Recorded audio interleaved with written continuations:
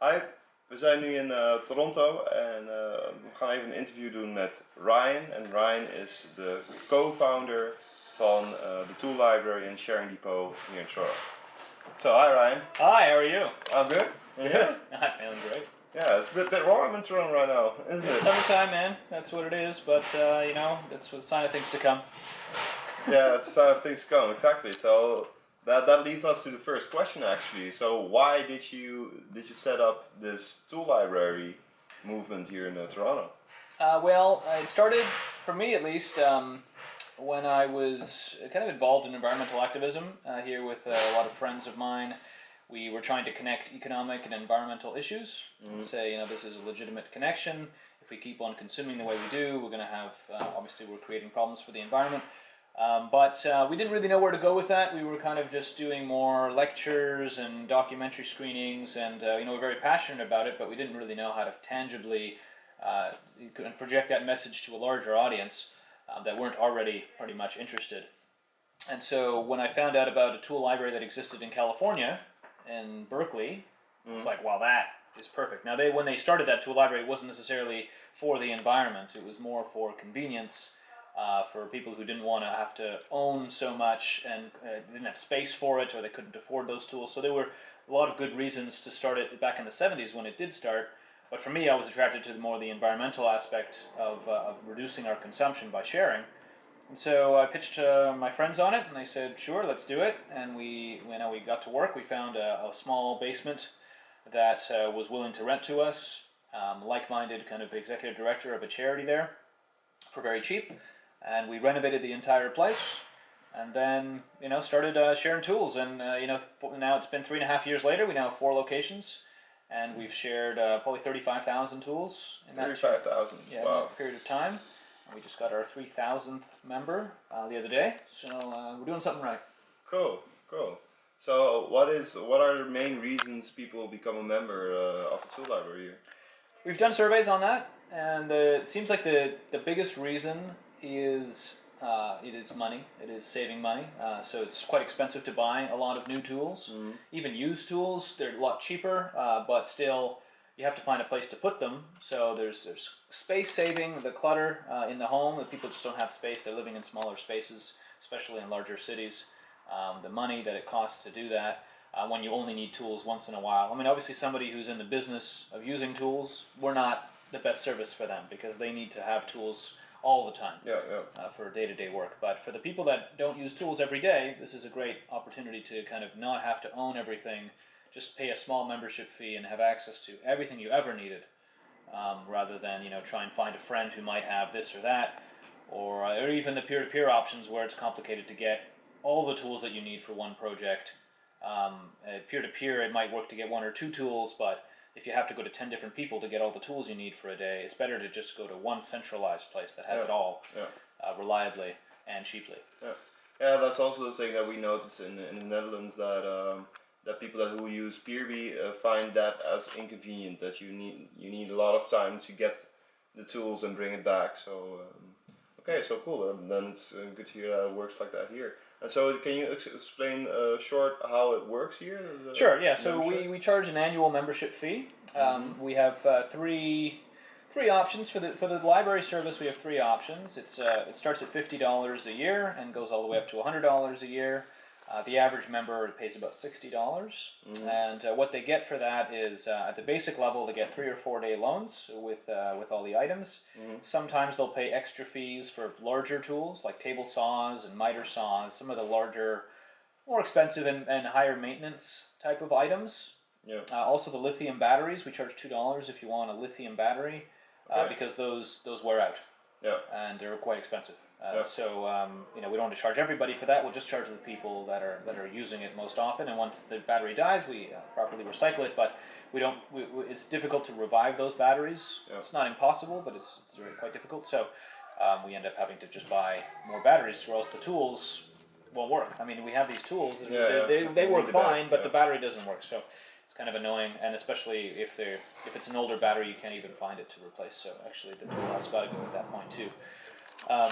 And so we also have a makerspace program, which people pay $100 per month, And with that, they can get 24/7 access to a space like we're in right now, which gives you, 3D printers and a whole wood shop and laser cutting. So a lot of different, more expensive tools that are stationary that don't need to. Hi.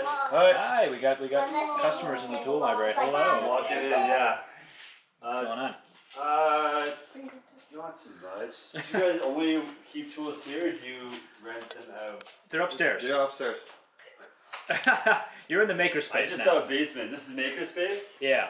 Yeah, so there's a wood shop in the back, laser cutting, 3D printer, stuff like that here. Can I look real quick? Yeah, sure, take a look, yep. There's nobody there, so you don't have to be too careful, but try not to, touch anything that looks really sharp. No problem.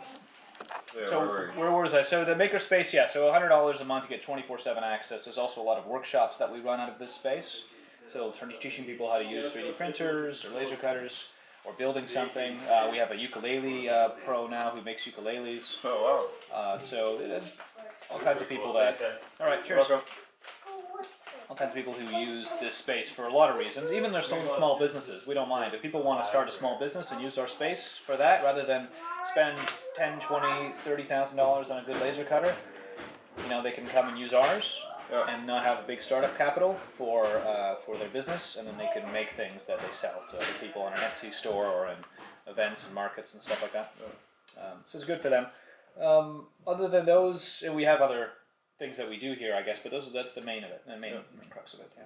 All right, cool. And so I see a lot of tools and a lot of machines here. How do you get those? The majority of our tools that we have for the library program are donated. I'd say conservatively, 99% of the tools that we have are donated. Oh wow. We buy a small amount, but usually the ones that we know people need, we don't have enough of. So today an air compressor was donated, but I've bought air compressors before. So that's just one tool that unfortunately a lot of tools don't even work unless you have an air compressor, so you have to take that too. Miter saws. I bought a few of the more expensive tools, but the advantage of buying them for our program at least is that you can buy quality items that are going to last a long time and that have warranties. When I get a used item, if it breaks, there's no warranty. I don't have a receipt, so they're not going to help me. So we have to then have our tool hospital crew, our doctors, maintain and try and revive those tools to keep them going. You have real tool doctors here. Tool doctors, yep. Oh. They are the doctors. So And they're volunteers. They're volunteers. Yeah, they just love fixing things and they love the program, and that's the majority of our staff are just people who we've connected to them on an emotional level or a practical level, or a variety of reasons why they want to be part of this program. And since we charge so little for the membership, we rely on the volunteers actually to make it work, and so they feel that need and they want to participate and give back. And this is one way to do it. And since most of our members are very local, so within I'd say 80% of our members are within a 5-kilometer radius, generally, of the locations that we have. That means that probably our volunteers are living around the corner anyway, so it's quite convenient for them to come here and volunteer, whether it's on a weekend or an evening, even if they do have a full-time job. And when you work a shift here, you know why they volunteer, because it's just a lot of fun. Yeah. It's really like the experience. People walk in, they can't even believe this is happening. We're the only ones doing this in Toronto, and for the price that we're doing it at, they just it's very exciting to think that people can start consuming this way differently. Cool. Well, that's good to hear that people really like the concept and the way it changes the way we live together.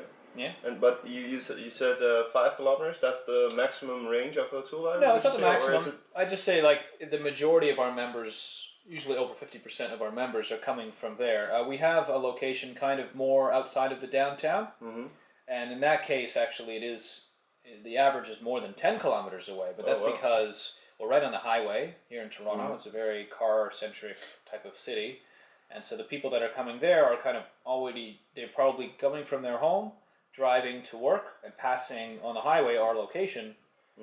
10 kilometers to go to work is, that's still pretty short for Toronto if you have a car. So people are just passing it, they pick up their tools on the way home, and then they drop it off, a few days later. So it's not inconvenient for them to come off the highway for a second and drop off at our location and then go back on the highway. Yeah. So it is about convenience even for them. Here, like if you live around this neighborhood, it's more dense. You're walking over likely, but the car centric, you just have to be in a place where they're passing often. Yeah. And your future, the vision of the future. Do you want more locations? Well, each location, it's another beast to manage. There's a new neighborhood, there's a new culture, especially in Toronto where the culture changes so dramatically in each neighborhood. Mm-hmm. So it is a lot of work, to try and manage even what we have, which is 4 locations. So my immediate goal is not to do that. My more immediate is to shift from tool libraries to libraries of things. Yeah. So we can start loaning more items. And then kind of like medium to long term, we would like to have kind of like a shipping container type of mall that is larger, that we would be part of, but potentially other people that are also renting things or like-minded organizations can be, that are they're trying to sell things, they're trying to make a living. It is a business model that they have, but it's what we see as building this a new future of consumption business model. Mm-hmm. So that means it's a circular economy business, or it's a sharing economy business. The circular container mall? Circular economy, that term, the circular economy. And then in the mall. Yeah, a circular mall. I could see it as being a circular mall. Yeah. Which would be nice. And then eventually, actually it's going to happen sooner than later, is we'll probably have drone deliveries, which we'd like to do. That would be nice. So people who are at home, when they realize that they forgot a wrench or a hammer or whatever, we just send our drone over to them and drop off the tool, and then so that would then be the revenue model. There would be a service fee for the delivery. Yeah. Yeah, for sure. We need to recover our costs. But since we're a nonprofit, like at least us, we've structured ourselves as a nonprofit. We could put most of the money that we make right back into the business, and it's still it's still an experiment. It's still like we're not an established player here. When people want to get tools, they're still thinking of the regular tool retailers or wholesalers. Like that's what comes to mind first. Yeah. But since we're doing something unique, people are talking about it. The word is spreading. New members are coming in every day, so it's we've been able to kind of be part of that conversation now. And as that continues, people maybe will be the front thing to think about, like, why would I buy this first? I'll go to the Sharingdepot first. I'll go to the tool library first, see if they have it, and see if I can get away with it there. And then obviously the more locations, you have, the more convenient it is. I'm not gonna expect somebody to come who doesn't have a car and is on a bicycle or the public transit, like to come to places that are very difficult to get to from where they live. Yeah. So I really think that it needs to be local. I think that there needs to be enough of these in order to make the big impact. You need to have them in many places. So that's why it's important, I think, to work with places that already have locations like that. So whether you're working with regular hardware stores that sell mostly supplies and you're providing the tools, that's one option. You can work with the public library system, as we've done, and they have already physical locations, so maybe they have extra space that they're not using that you can dedicate towards something like this. Maybe you're working with the city, who has a lot of buildings and infrastructure already, that they see the value in reducing the waste that's coming in from all these people, whether it's an environmental incentive or they're even focused on more poverty reduction or things like that. So those are options. And then you look at the high rises. That's another whole market, right? We call it the vertical living library. It's still just an idea, but I think that when you have buildings that have hundreds of people living there or thousands of people within the same structure, they can easily share things like vacuum cleaners and steam cleaners, and maybe a hammer drill if they have a concrete wall, or a ladder, or a lot of things that they're just simply not going to need to use every day, but they need sometimes. So you put in a sharing basement, right, and all those condo. And they'll pay a fee. The people live there will pay a small fee to make sure that the things are maintained and are in good condition, and there's enough of them.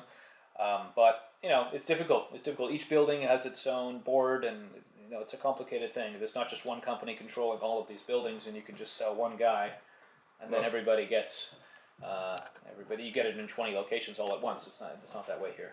So wouldn't you say that the non-profit structure also is a liability for your growth?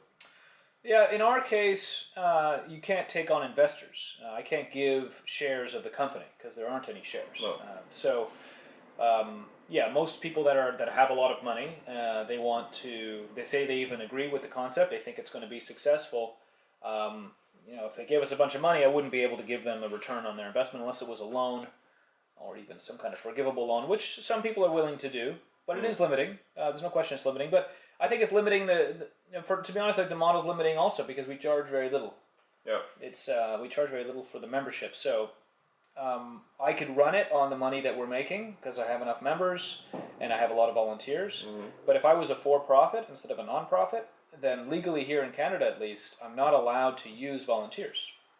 Oh, really? No, it's illegal. So if you're a for-profit business, you have to hire people.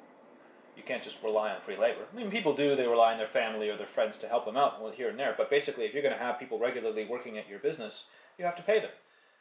As a nonprofit, you don't have to pay them. You can have volunteer labor. So if I thought about being a for-profit right now, and 90% of my staff, more than that, are volunteers, I couldn't afford to be in business. No. Yeah.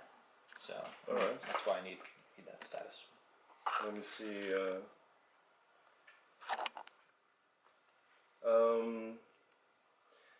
So you're working on this like now for 3.5 years, right? Yeah. What is the most important thing you learned so far? Well, a few things. One is just like magic can happen when you start doing something that you really believe in. I've seen businesses where people, also have a vision for what it can be, but they don't necessarily have the skills to implement it, and they've fallen through, even though they're potentially good ideas. Here, we've had the right combination of skills that, from the core team originally, that have allowed it to get through some of those hurdles, whether that's accounting, whether that's marketing, whether that's software and web.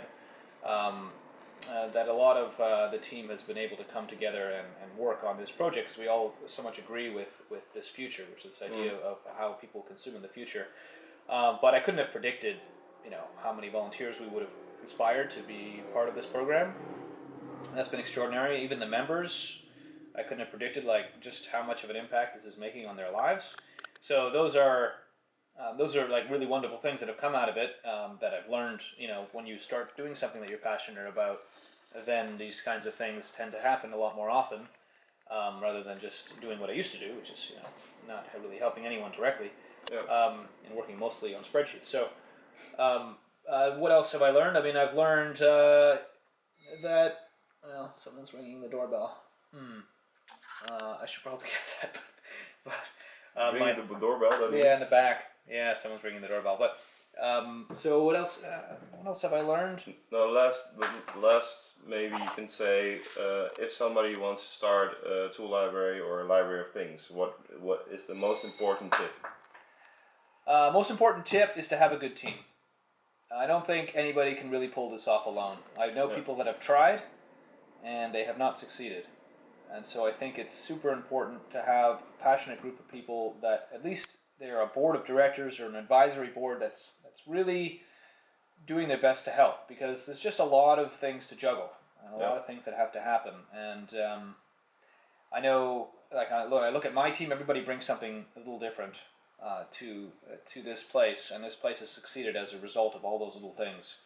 And I don't think just me, even if I know how to run a business intuitively or because of my experience, it couldn't have succeeded with just me. There's just no way. Yeah. So I think Team. I think that the team is a really big one. I mean, finding the right location, the right partnership to work with in order to actually have a physical space. That's usually you have to get that below market rent because of cities are so expensive these days. I mean that's obviously huge and important. But if you have the passionate team behind it, then you're going to find that location. I think you will. So that's what it takes to start. Cool. Oh, thanks very much. You're welcome. Cheers. Thanks.